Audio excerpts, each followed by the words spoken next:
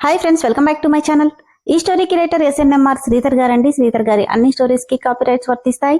ఆయన పర్మిషన్ లేకుండా యూట్యూబ్ లోనే కాదు మరే ఇతర సోషల్ మీడియా నెట్వర్క్ లో కూడా ఆయన స్టోరీస్ ని అప్లోడ్ చేయడానికి వీల్లేదు. దయచేసి అలా చేయకండి ఫ్రెండ్స్. అలా చేస్తే లీగల్ గా చాలా ప్రాబ్లమ్స్ ఫేస్ చేయాల్సి వస్తుంది. అలానే ఈ స్టోరీస్ చదువుతున్న వాళ్ళైనా వింటున్న వాళ్ళైనా మీరు మరే ఛానల్లోనైనా శ్రీధర్ గారి స్టోరీస్ ని చూసినట్లయితే వెంటనే నాకు కామెంట్ బాక్స్ లో మెసేజ్ చేయండి. ఇది పూర్తిగా రైటర్ శ్రీధర్ గారి ఛానల్ అండి. కేవలం ఆయన స్టోరీస్ మాత్రమే ఇందులో ఉంటాయి. కానీ కొంతమంది పేర్లు మార్చి వేరే ఛానల్స్ లో ఆయన స్టోరీస్ ని అప్లోడ్ చేస్తున్నారు. మీరు అలా చూసినట్లయితే నాకు మెసేజ్ చేయండి. ఇక లేట్ చేయకుండా వీడియోలోకి వెళ్ళిపోదాం ఫ్రెండ్స్. ఎస్ఎన్ఎంఆర్ శ్రీధర్ గారు రాసినటువంటి వనాభిరాముడు 212వ భాగం.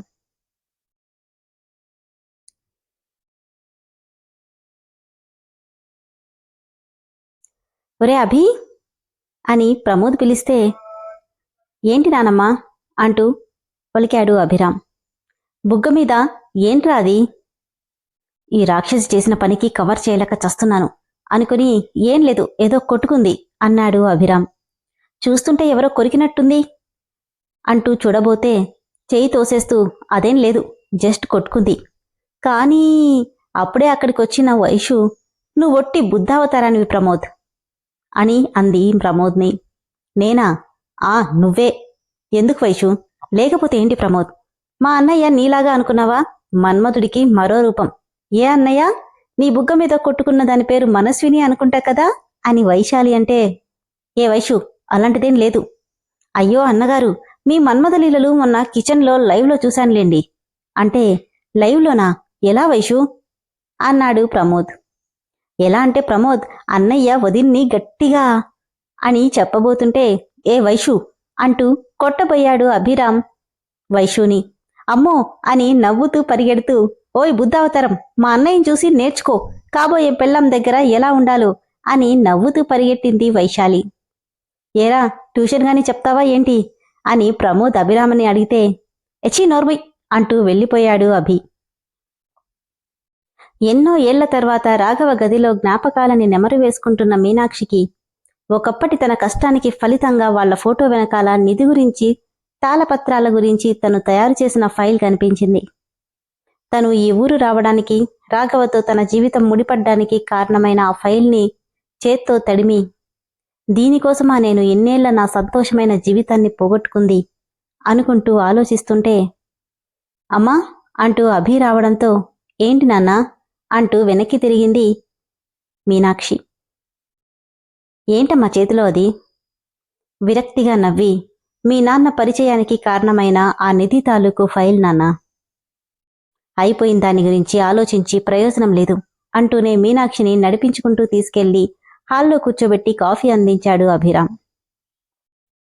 ప్రయోజనం లేకపోయినా కొన్ని జ్ఞాపకాల తాలూకు పరిస్థితులు ఎప్పుడూ మనకి గుర్తు చేస్తూనే ఉంటాయి నాన్న అంటుంటే ఇంట్లో ఉన్న వాళ్ళంతా అక్కడికొచ్చారు. అమ్మా, నిన్నొక విషయం అడగనా అన్నాడు అభిరామ్. అడుగురా. నిజంగా ఆ నిధి ఈ ఊర్లో ఉందా అని అడిగాడు అభిరామ్. ఆనంద్ కల్పించుకుంటూ, అవునుదినా, దాదాపు 8 ఏళ్లు దాని గురించి రీసెర్చ్ చేశావు. అసలు ఆ నిధి రహస్యం నిజమేనా అని అడిగాడు ఆనంద్ కూడా. భారంగా నిట్టూర్చిన మీనాక్షి, నిజమే ఆనంద్, నిజంగానే ఈ ఊర్లోనే ఆ నిధి భూస్థాపితమైంది. ఎక్కడొక్క అని గాయత్రి ఉత్సుకతతో అడిగితే, తెలీదు గాయత్రి, దాని గురించిన రహస్యం తాళపత్రాల్లో ఉంది. అంటే అవెక్కడున్నాయత్తయ్యా అని ఆత్రంగా అడిగింది యశు. వాటి కోసం ఈ ఊరంతా జల్లెన పెట్టానమ్మా, నాకెక్కడా కనిపించలేదు. కానీ ఏం జరిగిందో చెప్పు మమ్మీ అన్నాడు రామ్. ఎక్కడ దొరికాయో తెలీదు కానీ అవి మీ పెదనాన్న దగ్గరే ఉన్నాయి అనగానే అందరూ షాక్ అయ్యారు. ఏంటి, తాళపత్రాలు రాఘవ దగ్గరున్నాయా అని షాక్ అయింది అరుంధతమ్మ. అవునత్తయ్యా. అన్నయ్య దగ్గరుంటే నీకెందుకు ఇవ్వలేదు వదినా? అయినా ఆయన దగ్గరున్నట్టు నీకెవరు చెప్పారు? మీ బాబాయ్ ఫోన్ చేసి చెప్పాడు ఆనంద్. వాడా? అవును, అవి రాఘవ దగ్గరే ఉన్నాయని, కావాలనే నాకు దక్కకుండా చేస్తున్నాడని చెప్పాడు. కానీ నేను నమ్మలేదు. ఒకసారి వాళ్ళ తోట బంగ్లాకి వస్తే రాఘవ గురించే కాకుండా నిధి గురించి కూడా పూర్తిగా తెలుసుకోవచ్చని చెప్పారు అంటూ ఆ రోజు జరిగిన సంఘటన మొత్తం కళ్ల ముందు మెదలడంతో జరిగిందంతా చెప్పి, కానీ నన్నక్కడికి రప్పించి ఆ నిధి రహస్యంతో పాటు మీ నాన్న మీద కూడా పగ తీర్చుకోవాలనుకున్నారని అస్సలు ఊహించలేకపోయాను అంది మీనాక్షి.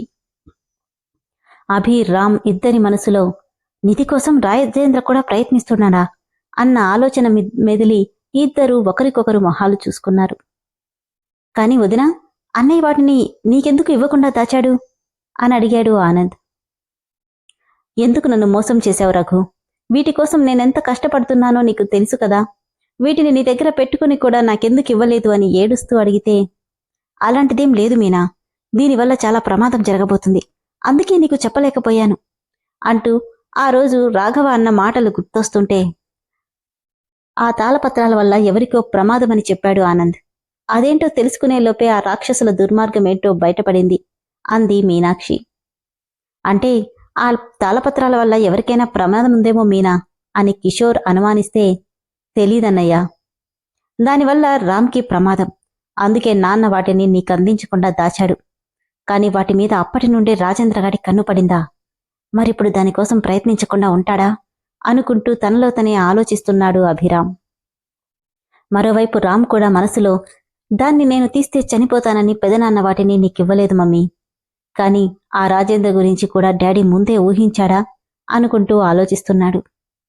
అక్కడే ఉన్న వైశాలి మనసులో తను ఇల్లొదిలి బయటికి రావడానికి ముందు ఒకరోజు అర్ధరాత్రి తన ఇంటికి వచ్చిన మార్తాండ గుర్తొచ్చాడు.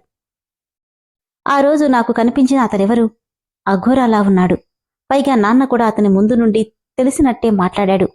కొంపతీసి ఆ నిధి కోసం ఇంకా నాన్న ప్రయత్నిస్తున్నానా అన్న ఆలోచన రాగానే ఆ రోజు మార్తాండ రూపం గుర్తొచ్చి ఒళ్లంతా గగుర్పుడిచి చెమటలు పట్టేశాయి వైశాలికి. ప్రమోద్ పక్కనే ఉన్న ప్రమోద్, వైషు ఏమైంది, ఎందుకిలా అయిపోతున్నావు అన్న మాటకి అందరూ వైశాలిని వైపు చూశారు. వైషు ఏమైందమ్మా, ఒళ్లంతా ఈ చెమటలేంటి, ఎందుకంత టెన్షన్ పడుపుతున్నావు అంటూ గాయత్రి దగ్గరికొచ్చింది. ఏం లేదు పెద్దమ్మా, ఏం లేదు అని తడబడుతుంటే అభి సీరియస్ టోన్తో, ఏమైంది వైషు, నిధి గురించి మాట్లాడుతుంటే నువ్వెందుకంత టెన్స్ అవుతున్నావు, దీని గురించి నీకేమైనా తెలుసా? నథింగ్ అన్నయ్య, నిధి అనగానే భయమేసింది అంతే అంటూ అక్కడి నుండి వెళ్ళిపోయింది వైశాలి. అత్తయ్య, మీరు కూడా మాతో హైదరాబాద్ వచ్చేయండి అంది యశు. అదేంటి, నువ్వు హైదరాబాద్ వెళ్తున్నావా అని మీనాక్షి అడిగితే, అవును మీనా, అది ఇక్కడికొచ్చి చాలా రోజులైంది, మాతో పాటు తీసుకెళ్లిపోదాం అనుకుంటున్నామంది శారద. సోఫాలో వర్క్ చేసుకుంటున్న రామ్ ఈ మాటలన్నీ వింటున్నాడు. అవునత్తయ్య, అందుకే మిమ్మల్ని కూడా రమ్మంటున్నాను, నాతో పాటు మీరు కూడా రండి అని దిగాలుగా తలోంచుకొని, కావాలంటే నా పెళ్ళయ్యాక మళ్లీ వచ్చేద్దురు అంది యశస్విని. చురుక్కున తన వైపు కళ్ళెత్తి చూశాడు రామ్. ఆ చూపుల వాడి తనకి తగిలిందో ఏమో తల తిప్పి రామ్ వైపు చూడగానే ఏమాత్రం తడబడకుండా తన వైపే చూస్తున్న రామ్ని చూసి మౌనంగా తలోంచుకుంది. అవును మీనా, యశు చెప్పింది నిజం, మళ్ళీ నాతో అల్లరి చేసిన నా చెల్లెల్ని నా ఇంట్లో చూడాలనుంది, ఈలోపు యశు పెళ్లి కూడా ఖాయం చేస్తాను అంటుంటే ఇదే టైంకి అభిరామ్ రూంలో, హలో సార్ అంటూ ఫోన్ చేశాడు మూర్తి. చెప్పు మూర్తి. రామ్ సార్ డీల్ చేసిన ప్రాజెక్ట్లో చిన్న ప్రాబ్లం సార్, ఆయనకి ఫోన్ చేస్తుంటే లిఫ్ట్ చేయట్లేదు, అందుకే మీకు కాల్ చేశానన్నాడు మూర్తి.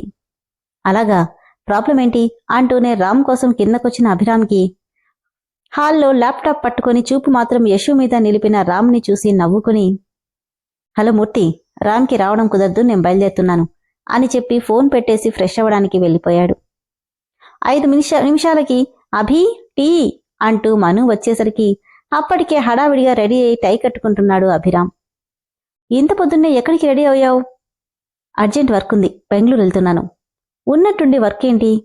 కొన్ని పనులు మనకి చెప్పి రావు కదా. దిగాలుగా చూస్తుంటే, ఏంటలా ఉన్నావు, ఖచ్చితంగా వెళ్లాలా? నవ్వి తన చెంప నిమురుతూ, ఏమైంది మను? అతని చేతి మీద ముద్దు పెట్టి, నాకేదో భయంగా ఉందభి. భయమా? ఎందుకు? తెలీదు, నువ్వు నాతోనే ఉండు. మొన్న 4 రోజులు నీకు దూరంగా ఉన్నానుగా, అదే మనసులో పెట్టుకున్నట్టున్నావు.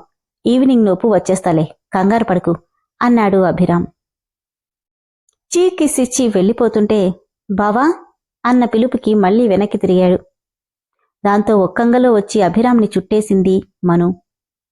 ముద్దొచ్చానా, బావా అని పిలుస్తున్నావు అని కొంటెగా అభిరామ్ అడిగితే, తనకి తెలియకుండానే గుండెల్లో అలజడి మొదలై, మళ్లీ పిలుస్తానో లేదో అనిపిస్తుంది బావా.